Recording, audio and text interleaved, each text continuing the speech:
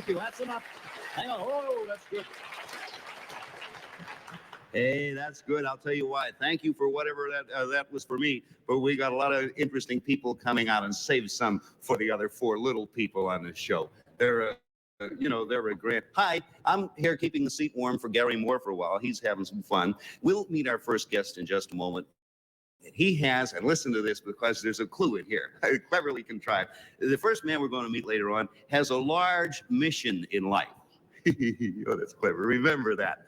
But first, let's meet our panel here on Tell the Truth. Derwin Curry. Peggy Kahn.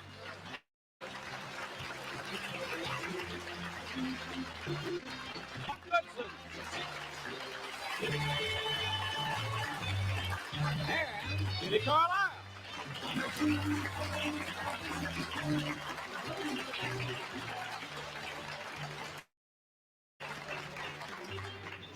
That's a beautiful panel, but it's not as pretty as when I was here. No, I say that. I think you look very pretty there. Thank you, Kitty. It's you. Derwin, I'm happy to see you again, and I'm very pleased that you can be with us. Welcome. Thank you, Bill. My pleasure indeed. It is nice to see you. Right. And I haven't grown since I saw you last. You're still taller than I am. Am I really? Fortunately, you have a bad leg, but that's another story. I can't tell you, Peggy, how nice it is to see you. I just saw you yesterday. I know, but it's fun again to see you, Peggy. I mean that sincerely. I'm banking on you to pull me out of this, Peg. Gee whiz. And Kitty, I can't tell you how nice it is to see you. You seem to be stalling, dear boy. No, I just want you to know it's real nice to see you. It's a pleasure to have you here. Thank you very much. Right. Okay. What? Oh, hi, Mark. Hello, Bill.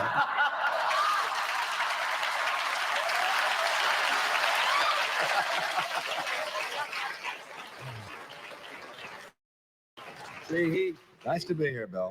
he's talking to somebody with seniority in this outfit. If you're not careful, it's both of us back to winner take all. That's right. Panel, by way of introducing our first guest, now this is my first time here, so naturally they changed everything up. So to meet our first guest, let's meet his wife.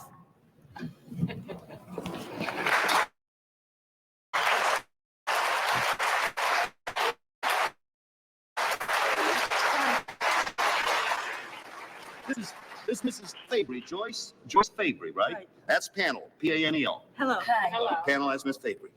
Now, Miss Fabry, if I may, well, let me see how I can put this. You've already put it so well yourself. As Orson Bean would say, you have been bountifully endowed by our creator, Mrs. Fabry. Would that by any chance have anything to do with his first spot? Yes, it would. It would? Yes. All right, we'll see how it comes out. Now, since Mrs. Fabry is here, I'm going to let her, you're in trouble, Johnny. I'm going to let her do Johnny Olson's job and introduce her husband to us. Miss Fabry, if you will, please. Thank you, ma'am. What is your name, please? My name is Bill Fabry.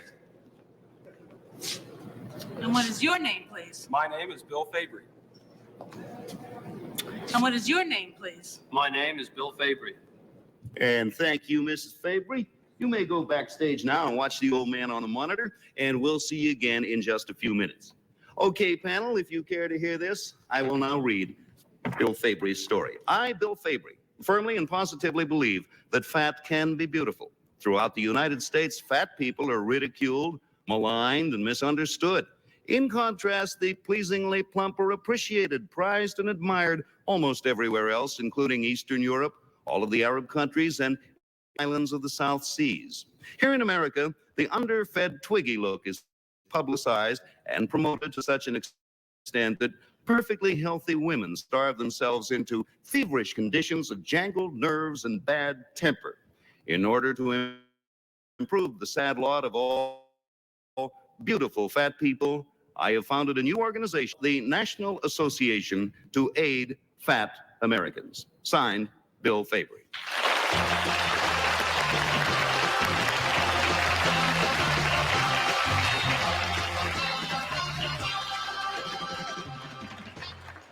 You see what I meant before about a large mission in life? All right. Now, okay. Panel, this gives you an opportunity for food for thought. They're getting better while we listen to a few messages. Whatever happened to Stop Et? Patented in 1941, Stop Et. Named to be Bill Fabry, founder of the National Association to Aid Fat Americans. And we'll start the questioning with slim and lovely Peggy Cass. Thank you. Number two, are you going to aid them to become thin or just to stay fat? It's a personal preference. We care for everybody to do what he wishes. Thank you. Well, number three, do you think being fat is healthy? It is in some cases, and it is not in some cases. Well, I mean, maybe if you're thin, you have jangled nerves, but if you're too fat, you get heart trouble. So what's the better? Some people have heart trouble, and some people don't have heart trouble. Well, that's true enough. Now, number one, in the Arab countries and the Eastern European countries, it might be good to be fat, but that's because it's an economic accomplishment because they don't have enough to eat. So, I mean, I don't think that's such a great thing to do. I mean, in New York, we've got plenty to eat. It's nice to be thin. Well, We question answer it. I think what you're saying is we feel that fat people are indirectly discriminated against. Well, I don't discriminate against Many the are. sales girls do. You mentioned economic accomplishment, Peggy. Mark, you take up from there. Thank you. Number two, is it all right to use the word fat? Have you liked fat girls? Yes, I have. Number one, have you always liked them? Crazy about them. Back in school? Oh, yes. Number three, where did you meet your wife? At Ithaca College. Was she hair or did you fatten her up? No. She was the same weight then. I see. Number two, why do you think that we have such a cult or an ideal of thin women? Somebody once said you can never be too thin or rich. Now, why do we feel that way about thinness? European point of view. Kitty Well, Carlisle. number three, you said the fact when people are discriminated against. In what way? Well, I didn't say it, but it's true. In what way? They have trouble getting jobs, and they Really? have social problems. Oh, yes, certainly. Oh, thank you. Number two, I'm sorry. Number two, is there any criteria in your club or association for what is fat? No, it's once again, it's a personal point of view. If a person feels as though he's fat, he's fat. Oh, no matter what he weighs. I get it. Now, number one, we've all lived on the feeling that moderation is the most important thing in life. Don't you think that too fat or too thin is wrong? Well, it's not a question of moderation, that we actually believe that people's natural body weight sometimes can be attributed as being fat, not Do necessarily. you think, number two, not to be personal, that... Durward Kirby. Thank you. Kitty. Number one, do you believe that in the saying that there inside of every fat person, there's a thin person trying to get out? Well, well, I've met a great number of fat people, and, including my wife, that I feel is their natural personality. I think their body weight is according to their personality. Number three, I'm somewhat in accord with your organization because I kind of like fat women myself because I think it's much easier to locate them in the dark. But A good point. would you say that all fat people are happy people? No, not all of them are happy. Some of them are happy, but they live in a society that makes it hard to be happy. Number two, is your wife happy? Yes. There you are. I'm going to tell your wife what you said, too, Durward. She would be very happy to hear that. All right, panel, it's time for you to mark your ballots. Vote number one, number two, or number three. Just write them down there and $100 for all wrong answers. And if you all give us a white $500 goes to our panel. Let me see. We'll start with Peggy. I don't think it's number one. Number three is very aggrieved about the problem of fat people, as well he might be. But number two looks so happy, and if he's that happy to be married to somebody who's a little plump, he'd have that big smile on his face, so I voted for him. Okay. See, he's grinning right now. Mark? They all did a beautiful job. To me, number three, who's slightly paler and I think was a thin child, always wanted to compensate for it by having a fat wife. So I voted for number three. Excellent reasoning, Your Highness. I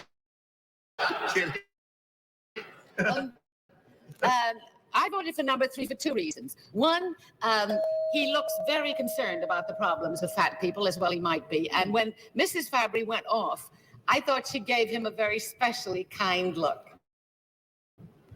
All right. Loving look. Thank you, Kitty. Durward, it's up to you. Last vote. Thank you. I go along somewhat with the read, but I felt that number 3 gave some excellent answers, as did number 2. However, when it came to Mrs. Fabre kissing number 3, he looked so embarrassed.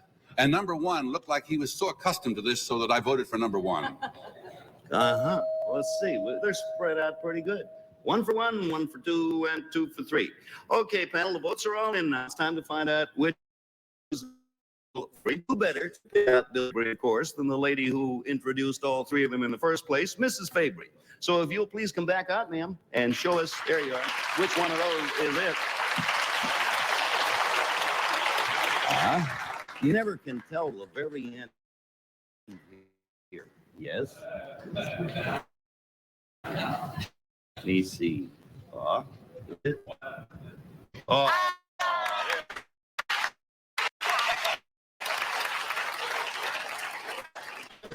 Let's take care and find out who our imposters are. Number 1, sir, who are you, please, and what do you do? I'm Warren McGoldrick. I'm a tennis pro and instructor in management training for the Chase Manhattan Bank. And thank you.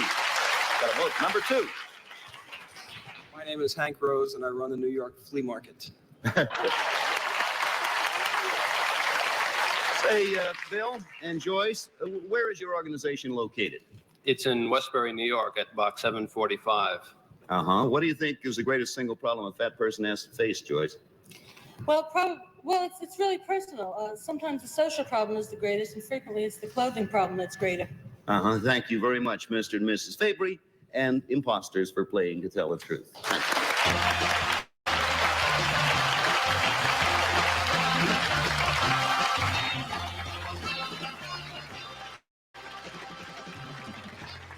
Okay, by way of introducing our next guest, I'd like to show you a picture of half of her. Here you are. Now, all you tennis buffs will, I'm sure, tennis buffs and lingerie fanciers will recognize those panties as belonging to Gussie Moran. Happily, we'll meet all of Gussie in a moment after a few nicely laced messages. Time to meet us on the Buzzer Casino floor for Super Password. Bert Convy plays Pit Boss for toss.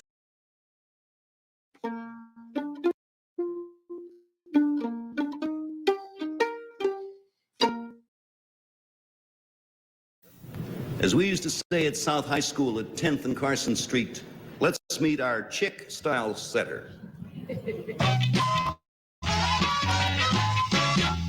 Number 1, what is your name, please? My name is Gussie Moran. Number 2. My name is Gussie Moran. Number 3. My name is Gussie Moran. Okay, let me do some reading for you now. I, Gussie Moran, love to bring style to the tennis court. Although I was the 4th ranking women's player in the country and have won the women's indoor and hardcore tennis championships, people undeniably remember me best for my tennis skirt with matching lace panties. Currently, I'm helping to introduce some new tennis fashions. They are equally eye-catching, if not controversial. They're called tennis girl dresses, styled by the famous designer Olga. Number 3 is in top form in a squared neck bodice dress, which features a long waistline accented with red, white, and blue buttons. Number 2 is decked out in the smart sailor style dress. It has twin pleated skirt, relaxed waistline, and a smart sailor type collar, wavy trim and type. Number 1 also wears the squared neck tennis girl dress, which affords the wearer a new braless freedom, as well as providing a flattering look. Tennis, anyone? Signed, Gussie Moran.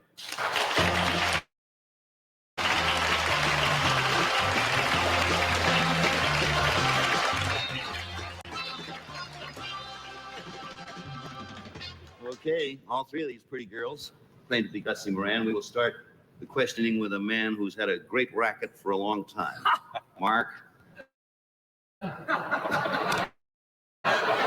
Take it away. I don't know too much tennis. Let's see if I know anything about lace panties. When did you begin this? Let's go back in history. When did you start the business of wearing lace panties? 49 in Wimbledon. 49. Mm-hmm. You don't look that old. Number 1, why lace panties? Teddy Tingling designed my tennis dress and forgot the pants. I didn't hear you. Teddy Tingling designed my tennis dress and forgot the pants. It was a last minute Makeup. So what did you do instead? Forgot the pants. Yes. So what did you do instead? He designed pants in a day and put a half-inch lace around the legs. Number 3, how long did you continue to wear lace panties in your tennis playing? Oh, all of my life. Really? What was so titillating about I dig them. it? So does Mark. Okay, he's out of panties and into tennis. No, at first I'll try. Well, it's very hard to concentrate on anything except the lace on the pants. Number 3, I have to ask you one question. Did you know when you wore these lace panties at Wimbledon that it was going to create such a tremendous furor? No. Number 2, do you know who Suzanne Lenglen was? Yes, she was a very famous tennis player. Number 1, is Olga the lady that makes the lingerie that you're designing for now? And number 3, how much do your tennis dresses sell for? Well, they're about the same price as any tennis dress, $35, and I believe this is a $30 model. Number 2, do you still play tennis? Oh, yes. Where? In California. Oh, you live in California? Yes. And number 3, are you married? I'm number 3. I'm sorry, I'm looking at number 1. I'm so concerned about the pants. I want to ask you, are you wearing lace pants now? Not at the moment. I'm not married. And are you wearing lace pants? Oh, yes. No, yes. Who did you ask that of? One? Yeah, answer No, that, I'm not please. wearing lace pants. Not wearing. Behind every tennis player, there's an Olga. It's like, I'll get away from your pants for a while, but then we'll get back to it. Number 1, I have been told that you're a very tall girl, aren't you? How tall are you? 5'7.5". Which is rather tall, right? Yes. And that is a big asset in playing tennis. Definitely for my serve. Mm-hmm. And number 2, you're not quite that tall. 5'3". And how about your serve? No problems at all? And number 3? I'm 5'8". Bill, number 2, Bill mentioned that you were wearing a sailor-type costume, and I noticed quite a long tie. In playing the game, doesn't that tie get in the way of your racket? Not at all. No. No. Do you remove the tie? No, never. So attractive. Why should I? okay, Durward, that's Peggy. Thank you. Number 3, a lady tennis player recently said that purses for ladies in tennis weren't big enough. Who is that? Billie Jean Moffat King. Thank you. Number 1, when are the Wimbledon? What time of the year does Wimbledon held? The Wimbledon Championships? Just a couple of months prior to Forest Hills. But what's A month prior. Well, I mean, like what month? August. Thank you. And number 3, when is Forest Hills? Right now. Thank you. And number 2, how were you seated at Wimbledon? Pardon me? How were you seated? What number? Number 5. You're seated 5th. Mm-hmm. Thank you. And number 3, who was the first lady tennis player that wore a big thing around her head like the hippie? I think you mean Suzanne Lenglen. It wasn't a hippie look. It was more of a bow. Too long. Play. Thank you. Pretty good, Peggy. You know your tennis. Okay, the votes are in. Panel, mark your ballots for number 1, number 2, or number 3. Here, Mark, I see that you're ready to move. Bill, I think that I have a feeling. I've met Moran many years ago. I know I've seen her play tennis. I remember her lace panties very well. And so therefore, I think that just on the chance that I have picked her up, I'm going to disqualify myself. I have a feeling you might have too, and I think I know where it might have been. Kitty. The questions were very searching, and they certainly knew their tennis. But I voted for number 2. I liked the way she stood, and I liked the way she answered, and I liked her smile. Thank you, Kitty. Durward? I'm inclined to go along with number 1. However, from all I've read about this great professional, I think that she was rather undersized and therefore was quite adept at the game, and therefore I voted for number 2. And Peggy. I goofed. It wasn't Billie Jean King who said that. Number 3 was Rosemary Casals. I knew that. And Longwood has grass courts. I think I voted for 3. For the I voted for 3, but I guess it's 2. Okay, what do we have? We have 2 for 2, 1 for 3, and Mark generously. It'd be funny if I disqualified myself for the wrong person, too. Well, I've been on the show as a panelist for about a year, and I've done it a couple of times, Mark. So there, even the great ones do it. Don't let it worry you. Will the real Gussie Moran please stand up? There she is. Good night. Thank you, Gussie. Number one, would you tell us who you are and what do you do, please? My name is Geoffrey Boyd, and I design computerized typesetting. Number two. My name is Dolores Meehan, and I'm a housewife and mother from Manhasset, and I never played tennis in my life. You did well. You did very well. Hey, Gussie, in addition to representing Olga, are you anyone else's representative at the moment? Well, yes, I am. I work for Eastman Chemical in the Codell division, and I also am a representative for Seamless. Uh-huh. That doesn't mean they have no seams. I mean, that's true. You don't know for a long time. What is Gussie? What's your real first name? Well, Gussie comes from Augusta, my middle name. My first name is Gertrude. Gertrude? I'd rather see Gussie than Gertie wearing lace panties. Thank you, and our imposters for playing To Tell the Truth.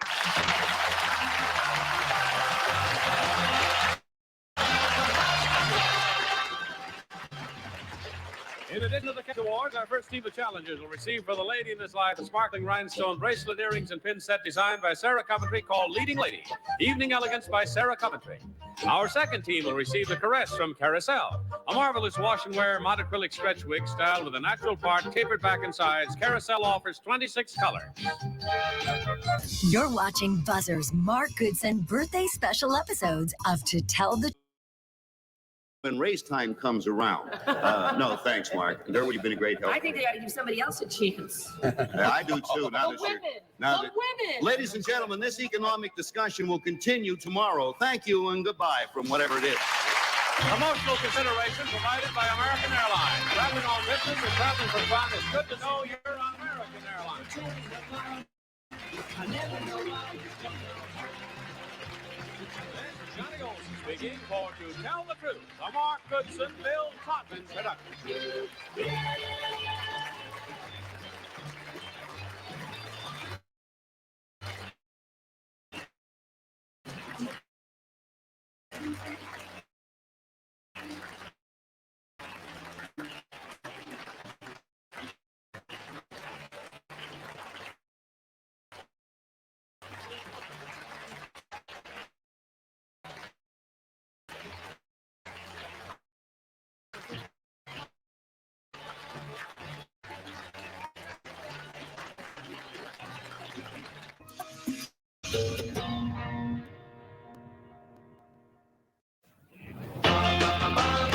Ladies and gentlemen, it's To Tell the Truth. And here sitting in for Gary Moore is your host for today, Bill Collins.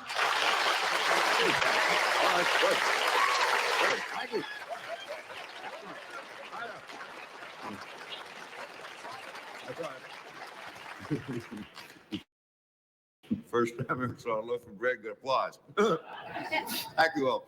I know I'm not supposed to talk with my mouth full, but my job. You see, this delicious pumpernickel bread was provided by our first, he provided a fly too, was provided by our first guest today. We'll meet him in a minute as he tries to fool you and our panel here on To Tell the Truth. Derward Kirby. Peggy Cash. Mark Goodson. And Kitty Carlisle.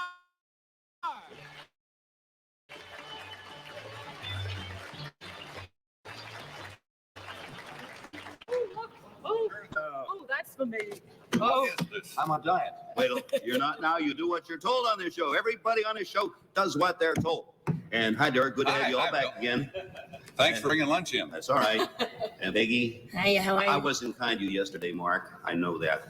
You were very nice. You were very good. Oh, good. I'll do the Thank you. same. Thank you for the bagel. Same bit today, then. Short shrift for our packager. And Kitty, happy to have you. Thank you. Okay. That was a funny noise you made. Say that again. It's my electronic, yes. What is this? Wait, I thought I did a great job on yesterday's show. I called my wife. I told her swell. And here on the desk it says, Peggy replaces Bill as MC. That's right. And I don't want you to feel badly. It's only a temporary arrangement. I feel badly. Well, I know, but you were fair only. The first guest on the show is a gentleman I know very well, so I get to be the MC. And since you don't know him, you get to ask the questions and vote. Oh, and I can eat bread, too. Yeah, so let's switch places and get on with the game. Oh, good. I'm glad finally we got a lady. Women's liberation. We've got a woman on this show. Hooray! We'll go to outside. Isn't this the biggest loaf of bread you ever saw in your whole life? Yeah. Okay, let's meet my friend, the man who brought us these delicious bagels and pumpernickel. Number one, what is your name, please? My name is Hoy Lipstein. Number two. My name is Hoy Lipstein. Number three. My name is I Lipstein. Now let me read Hy Lipstein's story. I, Lipstein, am known as the Bagel King. I distribute delicious bagels, bialys, rye, and pumpernickel bread to New York's finest restaurants and nightclubs. While making my nocturnal rounds, I frequently meet Broadway and television stars, famous movie actors, and sports personalities. I have discovered that the one thing these famous people have in common is this: they love bagels. When I offer them the gift of a bag of bagels, beautiful ladies kiss me, and strong men beam with delight. I usually ask them if they would mind if I took a snapshot of them with me and my bagels. As a result, the inside of my delivery truck is filled with pictures of such luminaries as Lauren Bacall, Duke Ellington, and Zsa Zsa Gabor.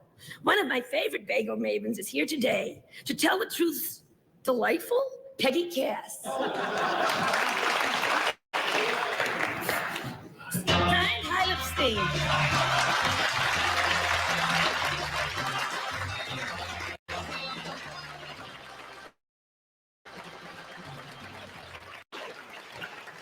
All right, panel, all three gentlemen claim to be my friend Hy Lipstein, the Bagel King. Let's start the questioning with... Oh, there's a commercial first. Huh? Oh, nuts.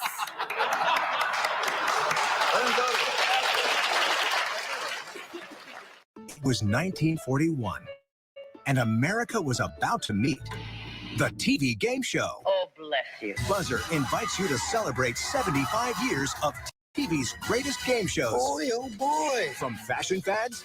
And I mean that in the sweet possible way. Hey, number one, there was this past summer, there was a story. Zsa Zsa Gabor was robbed of all her many sparkling things, and you took her. Is this true? Are you the person who took the bagels up to Zsa Zsa's place, number one? Yes. You were the one who went up there. Yes. Number three, don't you think it's sort of dangerous going up to Zsa Zsa's place right after everyone stole all her rings? No, this was before. Oh, you didn't go up after? After I gave another bag, but this was before. The first time I met her, I gave her a bag of bagels. I see. Number two, I read it. Wait a minute. Number three. So the first time I met her, I gave her a bag of bagels. I got gave her that. a kiss. She likes bagels. Bag of bagels. All right. When was the first time, number three, that you gave Zsa Zsa a bag of bagels? I met her in one of the nightclubs. I went over, I said, Miss Gabor, is a bag of bagels. She's for me? I said, yes. Then I asked if I can take a picture with her with me. So I gave somebody the camera and took the picture. I vote for number three.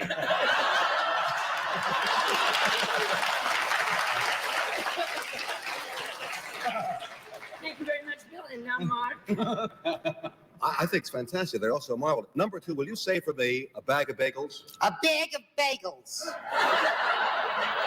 Number one, would you say a bag of bagels? A bag of bagels. Number three. Bag of bagels. That's marvelous.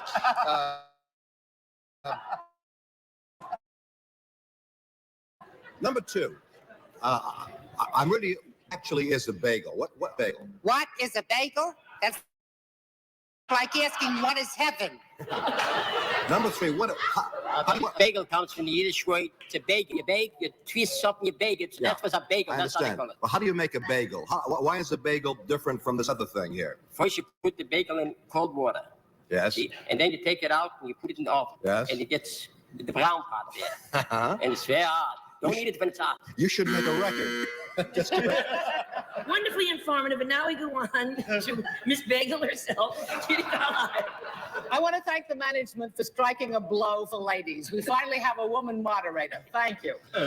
Number two, how come you get to meet the customer? Wow, you know, the sneaky in this business. Number 2, do you bag of bagels? Number 1, I mean. No, right? When you deliver the bagels, you deliver them to the kitchen, right? No, it all depends. Sometimes to the front door, sometimes to the kitchen. Well, how come you get into the front door? Well, I bribe the doorman. Aha. Number 3, how much do you have to pay him? I gotta tell this. Yeah.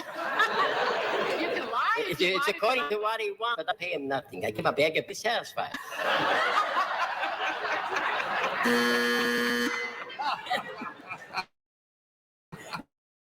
Now, Mr. Kirby. Thank you. Number 3, it says here in the affidavit, you're the king. Who crowned you king? I crown myself king. I don't make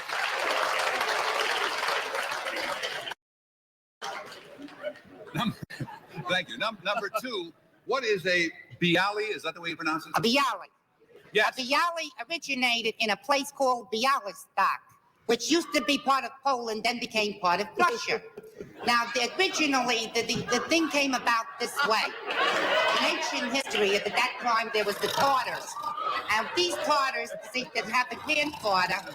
And this grandfather used to, when they'd have a marriage, he'd knock out the front tooth of the son-in-law.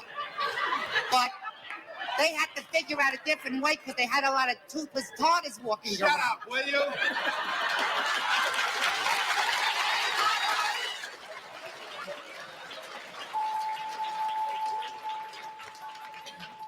And now, panel, it's time to vote on this very important question. And we must vote for number 1, or for number 2, or for number 3. We pay $50 for each wrong vote and $500 if the panel is stumped completely. Bill, you start the voting. I don't want to. You have to. Go ahead. Well, to me, it's simple. Number 2 and number 3 are actors. And if they're not, they should be actors. And I voted for that reason for number 1. He looks like a nice, gentle fellow. Okay, Mark? If number 3 really is the fault, that's incredible because he's one of the funniest men I've ever heard. And number 2 also. I think number 1 spends more of his time with bagels and less with comedy, so I vote for him. Kitty? Well, I think the other 2 are marvelous. And I think number 3 probably has enough chutzpah to do what he said he had. Bagel. But I voted for number 1 because I think he's the real baker. Sherwood? Number 3, number 1, the real man seemed too interested in this whole thing. But I had to vote for number 2 because it's the longest playing record I ever heard in my life. Okay, the votes are all in. As you know, I am the MC of this show because I know Hi very well, and I can prove it. I have a picture of Hi with me. So take a look and see if you recognize him.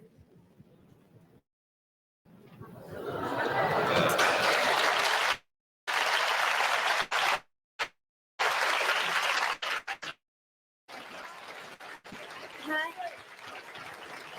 We'll be right back to you in a minute. But first, let's find out who our imposters are. Number 2, you got 1 vote. What's your name and what do you really do? My real name is Jack Weinstein, and right now I'm working as a guard for Mandel Securities, the detective agency. I bet they sleep safe. And number 3, you didn't get any votes, but I'd give you a big kiss. Oh, no. My granddaughters are right there. What's your real name and what do you really My do? name is Harrison C. Wrestler. I'm a salesman for New York Trim and Fashion at 241 West 36th Street.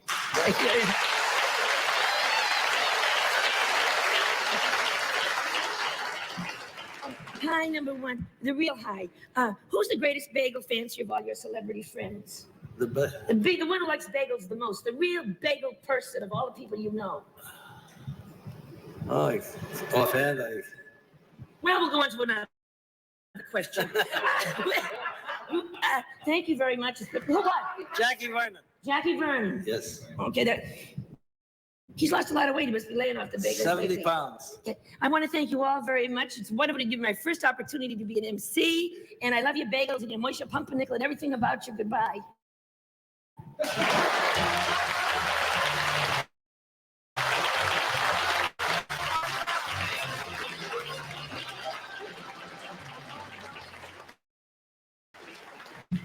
Hey, did I read the next thing? Yeah, go ahead.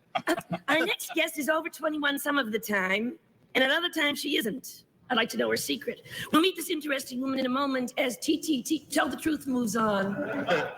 This week in game show history, Mark Goodson is born. Goodson works in a fish market before producing his first radio game show called Pop the Balloon. He and Bill Todman create over 40 hit shows, including Family Feud and Match Game. And in 90, wins the Lifetime Achievement Emmy Award.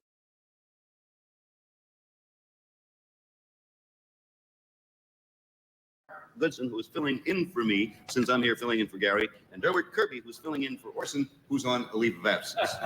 If there are any questions, just address your letter to someone else. Huh? What am I? You're your own sweet self. Oh, thank you. Fill in beautifully. You're all right. Let's meet the woman that Peggy was talking about, who is never far from 21.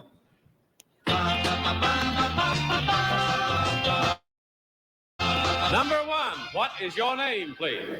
My name is Jean Brady. Number two. My name is Jean Brady. Number three. My name is Jean Brady. Okay, so if you will, listen carefully. I, Jean Brady, am a blackjack or 21 dealer. I'm the first and only woman to deal cards at a major casino on the Las Vegas Strip in over 30 years. Thanks to a ruling by the State Labor Commission, I am now working at Howard Hughes' glittering Silver Slipper. Actually, I was employed there as a slot machine cashier when the manager asked me if I'd like to deal blackjack. I turned the new job down at first, but accepted when asked the second time. It's pleasant work, the pay is good, and don't underestimate me. I can handle card sharks with the best of them. Signed, Jean Brady.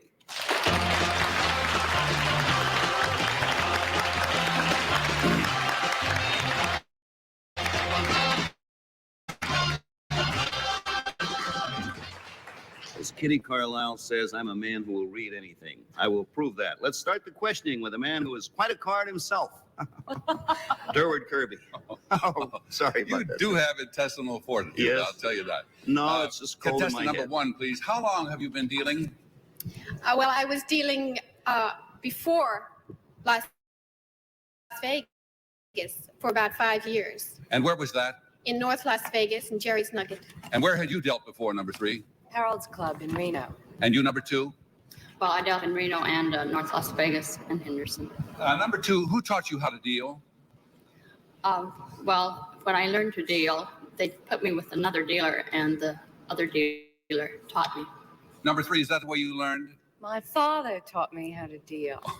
Your daddy taught you, huh? What makes a card shark, number one, and how would I detect one? Well, a card shark is someone who plays high stakes and watches everybody else's hands very closely to know all the cards that are out. Okay, and a lady now who used to be an MC, Peggy Cass. Thank you. Number three, what must the dealer stand on? 17. Okay, number two, the dealer must hit if he has 16. Right. Okay. Number one, what's insurance? Insurance is when the dealer shows an ace. She offers the players the opportunity. Number three, who's the comic at the Silver Slipper? Right now, we don't. We have Barry Ashton's Wonderful World of Burlesque. The comic changes every week, and I've been away for a week. Thank you. Number two, who's Hank Henry? Is a comedian. Thank you. Number one, what does blackjack pay off? What's the payoff on blackjack? It's 1.5 if you have it on natural. Thank you. Number two, do you believe in splitting tens? At times. Well, I mean, what would your advice be? Okay, that brings us to you, Mark. I can see that Peggy not only knows about bagels. She does. You're right. Okay.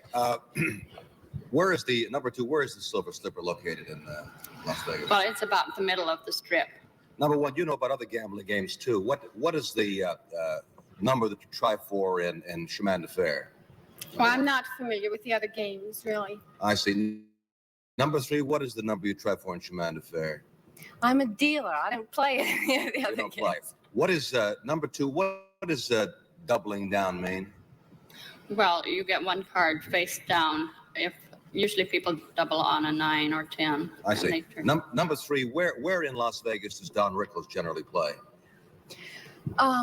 Where is it? At the Sands? I'm not real sure, to tell you the truth. Mm-hmm. Number 1, are you the only lady dealer in Las Vegas? Yes. Oh, there's never been one? Turned it down the first time. Well, I was a little reluctant about the publicity that would follow Why was that? because I'm shy. Number one, was it the money that urged you to do it that finally decided you? Yes, well, Number two, it was the money. Number one, do you get tips from satisfied customers who win? Can't really discuss the tips. We get them occasionally. And you pocket them. Number three, can you tell me about card sharks? Now, not sharks really, but cheats. Is there anything that you can look for, that you can discover? Can one cheat at blackjack? That's, I suppose so, yeah. No, that isn't my job. Usually a pitman or something will watch for that. Thank you. Number two, can you... And that just about does it. Thank you, Kitty. It's time to vote now. Panel, vote for number 1, number 2, or number 3. And Durward, you started the questioning. You may. Yes, thank you, Bill. Number there. I thought they were all very good. I'm not going to go for number 1 because one question. See, she hesitated quite a little bit on. She had to decide within her own mind. Number 2 was also very good. I think she knows the game, but I don't think she's the real dealer. And I think number. All right, Peggy. No, Hank Henry is so synonymous with the silver slipper that I thought that they should know that. And number 2, that number 1 and 3 should have known that it's a natural 8 or 9 for Chemin de Fer. I think if they live in a place where they gamble all that much, I voted for the shy one, number 2. I'll play your table Mark? if I ever get there. Well, they're all very good. And the reason that I am voting for number 2 is because, for the reason Peggy mentioned, either 1 or 3 knew about Chemin de Fer, even if they were dealers and some others should have known that. And Number was definitely shy and could easily... number 3 had junior league than blackjack. And I think it was really shy and knows her business. And I voted for her. Okay, we have 0 for 1, 3 for number 2. Number 3 has 1 vote. Will the real Gene Brady please stand up?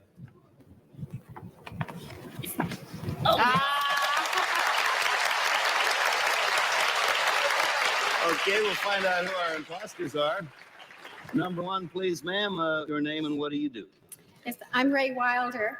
I run the Appalachian Enterprise Crafts Shop at 88 Park Avenue in Bay Shore. Thank you. And number 3, suppose you tell us who you are and what you do, please. I'm Beryl Bender, and I design acrylic or plexiglass shows. And you, I play blackjack, but I'm good. you all done a real good job. Thank you, Gene Brady and imposters, for being with us to play to tell the truth.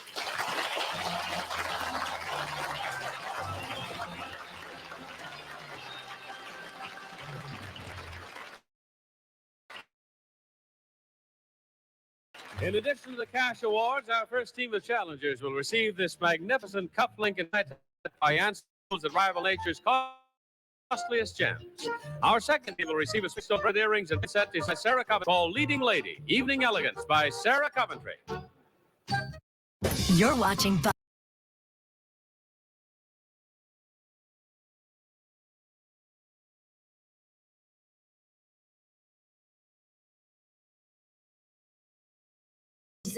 Fan? Yes. You know how you say Maven in English? Marvin.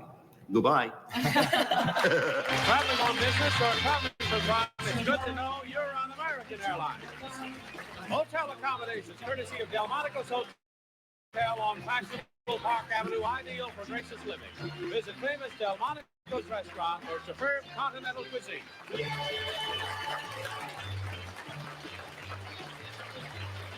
This is Johnny Olson speaking for To Tell the Truth, the Mark Goodson, Bill Todman production.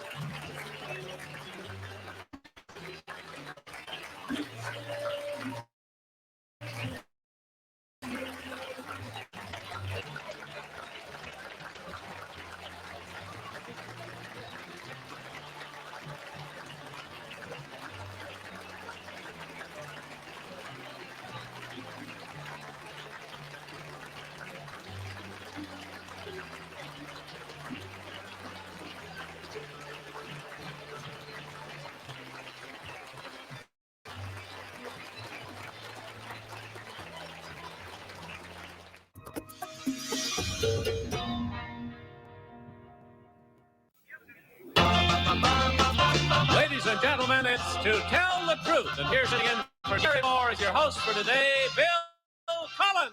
Thank you. Thank you very much. Thank you, Robert. Thank you. That's funny for me. Thank you. You're nice. I appreciate it. Welcome to Tell the Truth. Thank you, John. And very nice people. Hey, our first guest today is the manager of a place that boasts, and I read from the mug here, "We were here before you were born." That's what it says. In addition, they also say, here's the other one. It says in here, "Good ale, raw onions, and no ladies." Well, 1/3 of that claim has gone by the boards, and we'll find out more about this right after we meet our panel here on To Tell the Truth. Derwin Kirby. Peggy Cat. Mark Goodson. And Kitty Carlisle.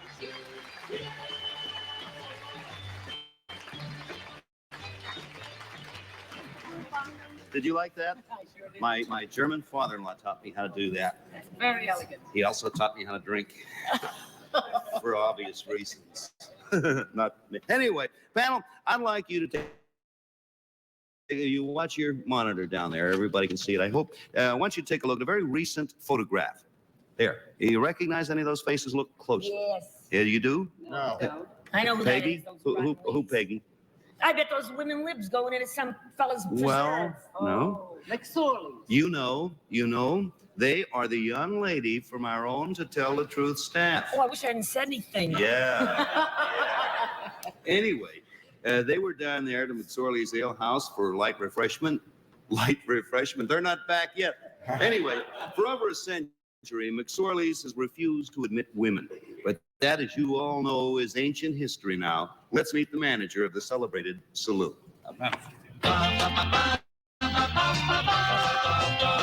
Number one, what is your name, please? My name is Daniel O'Connell Kerwin. Number two. My name is Daniel O'Connell Kerwin. Number three. My name is Daniel O'Connell Kerwin. Okay, panel, as you know, your job is to find out which one of these three young fellas is Daniel O'Connell Kerwin. Don't you love that name? Here's his multi-message. I, Daniel O'Connell Kerwin, am the manager of McSorley's Old Ale House. For 116 years, this famous New York saloon was off limits to women, and in the eyes of many, this was its particular charm and virtue. But now, alas, we have to serve women as well as men. This was the decision handed down by the city council, which outlawed discrimination based on sex in public accommodations. I have mixed feelings about women being permitted to storm our legendary male bastion. For while there is tradition on the one side, there are the waves of change on the other. I should add, however, that in the many years that my family has been associated with McSorley's, none of our women folk ever passed through its doors during working hours. And this included the actual owner of McSorley's, my very own mother. Signed, Daniel O'Connell Kerwin.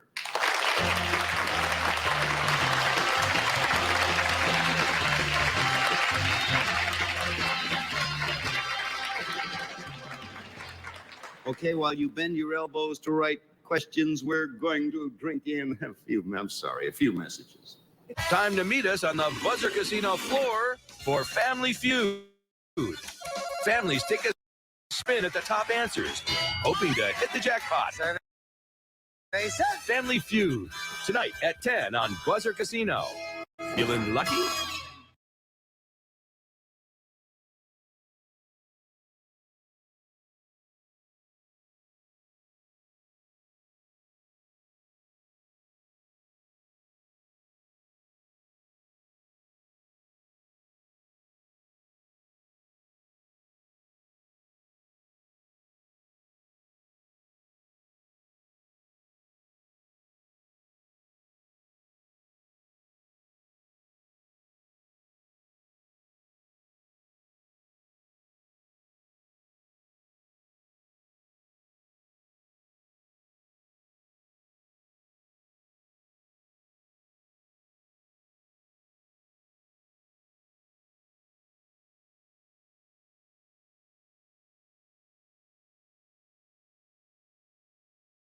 event happened? No, they're still coming in. It's kind of like a show right now. Do you think that those girls will level off? I think so. I think it's more a curiosity than anything else. Number one, I don't mean to be indelicate, but do you have a ladies' room? No, we haven't. Ha! So, well, they can't stay long then.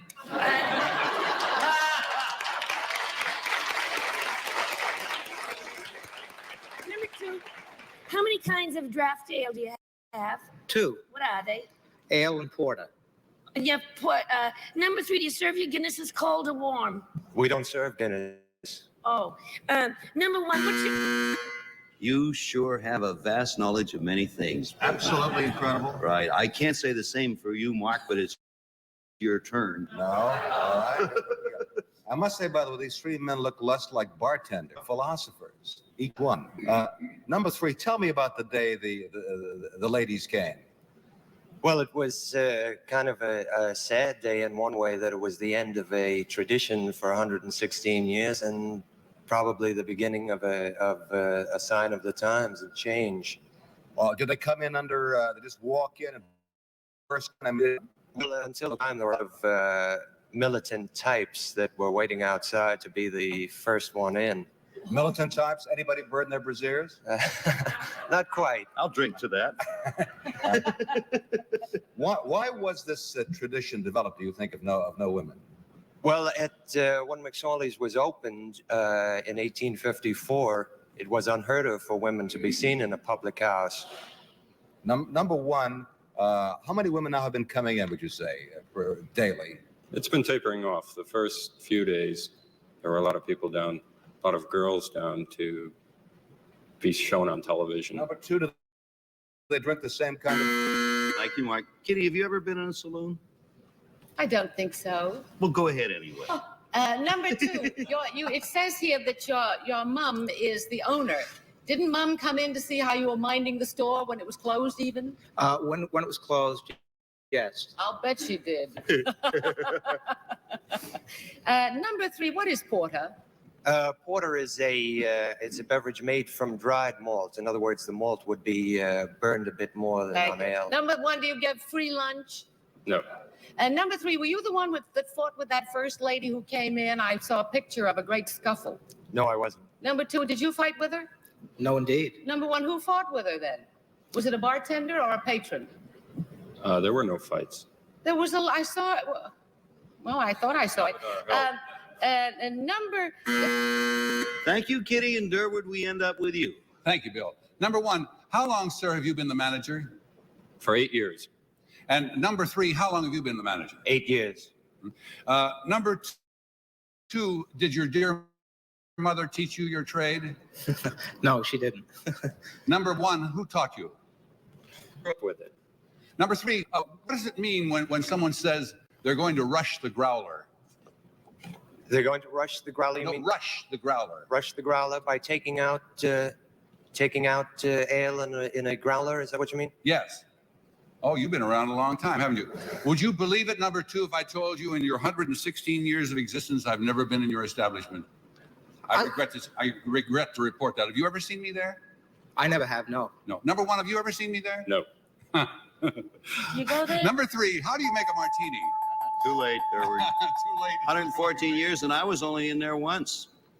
So use the ladies' room, but they didn't have it. Wasn't it? Thank you, Stanley Pat. Rush the Growler, Durwood, huh? You go back as far as I do with Rush the Growler. All right, panel, you're going to vote for number 1, number 2, or number 3. $50 for each correct answer. Hi, Peggy. Well, I don't think it's number 2. Number 1 used a fine alcohol expression called tapering off, but I didn't vote for him. I think the one who's named after the great liberator Daniel O'Connell is number 3. Okay, Mark. I really have no idea about this. They all look fine, except that I took the Rush the Growler cue from Durwood, and I voted for number 3 as well. You go back too, Kitty. Well, I voted for number 2. He looks like he's firm and could bounce out unruly patrons, and he looks like he has a sense of humor, which you need to run that kind of an establishment. Durwood.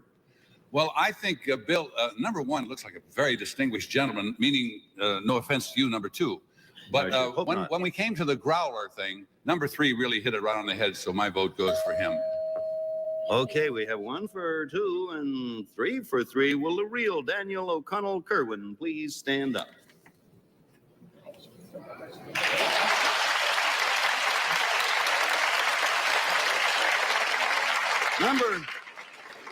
Number 1, sir, you did a fine job and obviously know your way around. Who are you, sir, and what do you do? My name is Tom Beasley. I'm Westinghouse Electric International Company of Engineer. Thank you, sir. Number 2, who are you, sir? My name is Bob McLeod, and I'm the president of the United States Darting Association. Happy to have you with us. You know, we don't have too much time to talk, but Daniel, I want to ask, what was it that your mother said when someone asked at the 100th McSorley's anniversary why she, as a lady owner, had never entered the premises? She said that cocktails and sawdust don't mix, and that the ladies prefer cocktails, and that the sawdust should be left to the boys in the back room. Your mother is a fine broth of a lady, sir. Thank you all very much for being with us on the telephone.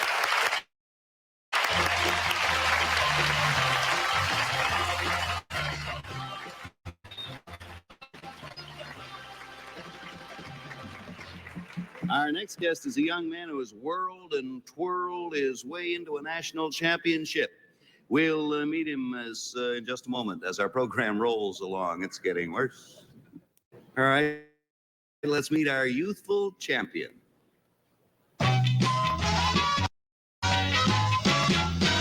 Number 1, what is your name, please? My name is Ricky Lowe. Number 2, My name is Ricky Lowe. number 3, My name is Ricky Lowe. All right, here's Ricky Lowe's statement and way the hula hoopers competed. Not in the finals, of course, because by that time, all but 12 kids had been eliminated. I received a beautiful trophy for winning, in addition to a $1,000 bond. However, it was just a simple statistic that gave me the most pleasure. You see, I am the first who has ever won. Signed, Ricky Lowe.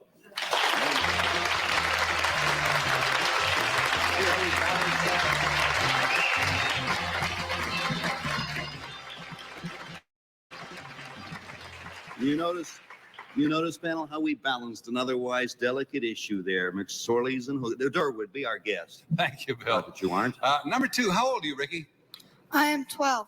Number 1, how old are you? 14. And number 3? 13. You're all very good-looking boys, I'll say that. Now, Ricky, number 1, is this an annual event? Yes. And number 3, you say that you're the first boy to win. How many girls competed against you? There were 9 In what area? Here in New York? Right around the waist. in California. Oh, around the waist. That's the question. Number 2, you say you twirl. You're getting sick, Bill. Number 2, you say you do 4 of these hoops at one time? Yes. I had a very dear friend one time who did this with 5 and screwed himself 4 feet into the ground. Would you do that? No, absolutely. All right. Peggy, what do you want to do about this? Number 2, where were the contestants from all over the country? Yes. And number 1, where were the finals held? In Hollywood, California. Thank you. Number 3, is yours a special hula hoop that you worked on, or is it a plain old ordinary hula hoop? It's an ordinary one. You didn't doctor it up at all? No. Thank you. Number 2, how long did you keep the hula hoop going? The floor going for? For about 2 minutes. 2 minutes. Thank you. Number 1, do they count? What are you judged on? Grace or length or what? Grace and originality. Originality. Yes. Number 3, where did the hula hoops go on you? 1 around your waist, 2 around your arms, or what? 1 around my hand, 1 around my neck, 1 around my waist, and 1 around my knees. Holy cow. That must be very hard to do. Mark Goodson has a hula hoop in his office. Mark, you want to continue this? Sure do. May I, first of all, recapitulate what Durwood said about the fact that you are 3 very attractive, handsome boys. I think it's marvelous. Number 1, where are you from? New York. You're from New York. Number 2, where are you from? I'm from West Palm Beach in Miami. And Florida. Florida. In Miami. Good. Number 3, where are you from? Portland, Oregon. Let me ask you a question, fellas. You know about the spot and I don't. Is there any likelihood that any members of the after the spot? You know about that, number 3? Yes. We're going to be called on to do this? Yes.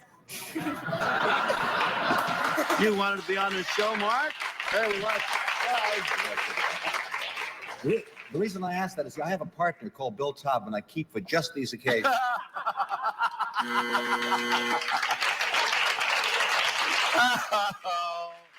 Oh, well. Kitty, would you like to bail us out? You know the fact that I just heard something absolutely dreadful. Number one, have you ever seen a grown-up do it properly? Yes. Uh-oh. Number two, what other kinds of original ways that the other people in the contest use the hoops? Well, they do the wrap the mummy. That's from the neck all the way down. Oh, I see, up and down, yes. And you put two on your arm. One goes one way and the other goes the other Oh, way. that's very good. Number three, how many girls and how many boys in the finals? There were 9 girls and 3 boys. And number two, you come from Miami. Did they pay your way to California? No, I come from West Palm Beach. I mean, West Palm Beach. Did they pay your way? No. Okay, that's it. He just lived in Miami a short time. You're ready to vote? Now you vote for number one, number two, or number three. $50 for every wrong answer. All right, Durward, you got a vote there for us? Yes, I have, Bill. These boys were all very good, but I'm going to go with number 2 because just for one thing that he said, I used to be pretty good at what he calls wrap the mummy. Yeah. So I'll go, oh my goodness, my head. You sort of look like you were good at that, Durward. I'm such a liar. Oh. Peggy. Well, you're all adorable, but Thank I think you. it's Ricky Lowe number 3 because he said that he did one with his hand, and that sounds so professional that I think it's you. Phil Todman's partner? Well, I tell you, I'm sort of outthinking the producers because Ricky Lowe would be a Chinese name. They have a Chinese board, therefore it's probably number 1. Aha! He just hasn't met.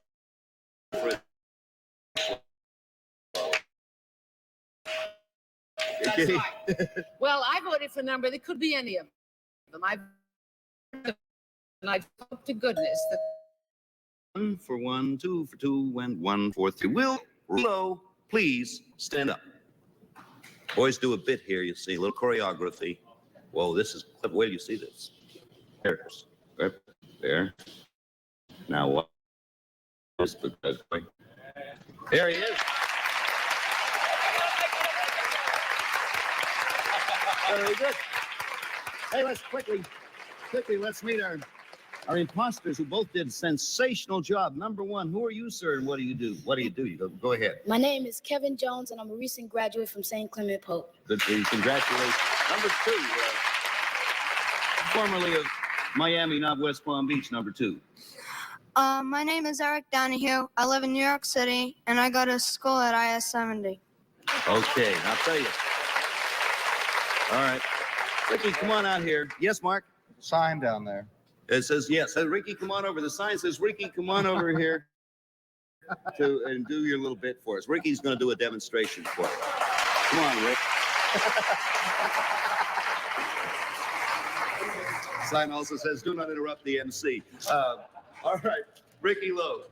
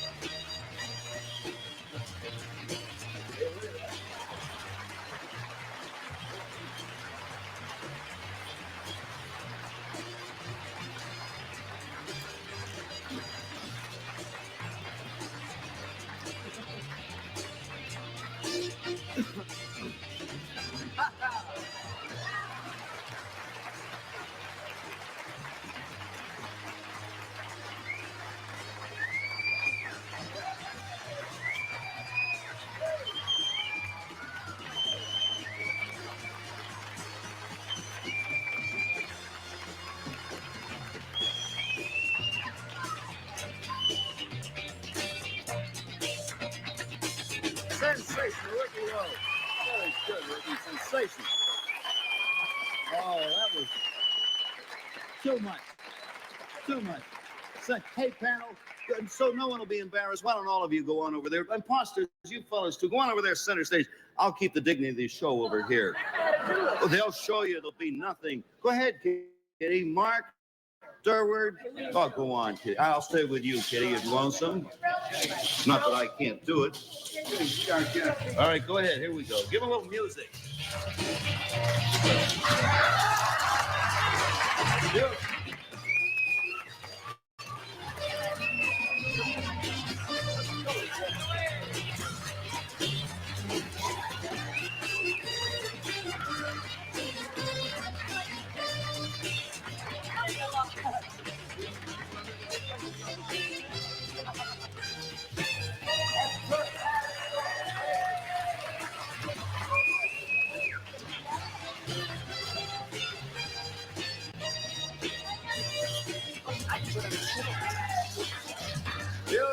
Beautiful.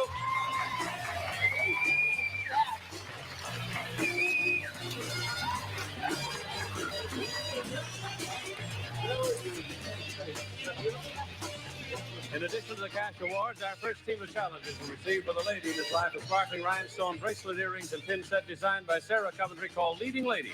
Evening Elegance by Sarah Coventry. Our second team will receive Holiday Magic High Tide toiletries for men. Includes cologne, aftershave, and soap, a special assortment for good grooming for men of every age, all by Holiday Magic. Up next, families take a lucky shot at guessing the top answers. It's family time on Buzzer Casino on a double play of Family Feud with host Richard Dawson. Hey, good. Bet you thought I couldn't do it, didn't you? See ya. Bye out there.